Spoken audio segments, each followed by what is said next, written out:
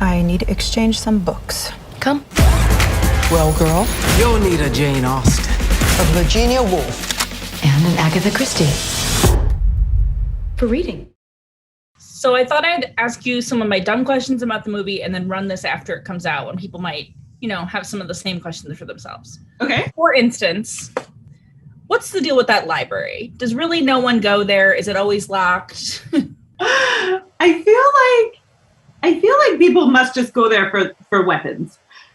I feel like that's probably why it's locked, and they need like all these code words and stuff like that. That's what I have in my head.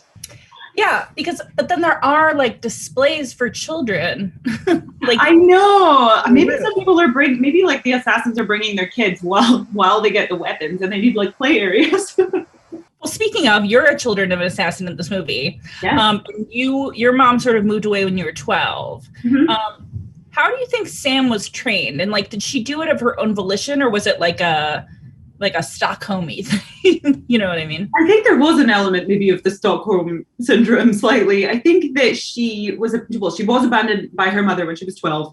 And so I think that was the biggest trauma of her life. And as a coping mechanism and to feel closer to her mother, I think she probably entered into the world. But like, she was already in the world because Nathan, who works at the firm, looked after her and raised her for years. And so she was already in the world, and then I think she probably just wanted to be like her mother, who she probably was angry at, but also had a little bit of like hero worship towards because she was absent. Last question, do you think Sam should see a therapist?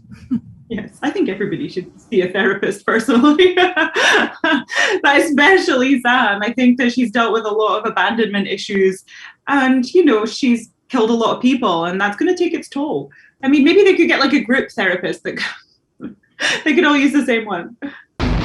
Where have you been for the last 15 years? Around. Making sure you're safe. I'm gonna do terrible things to you girls.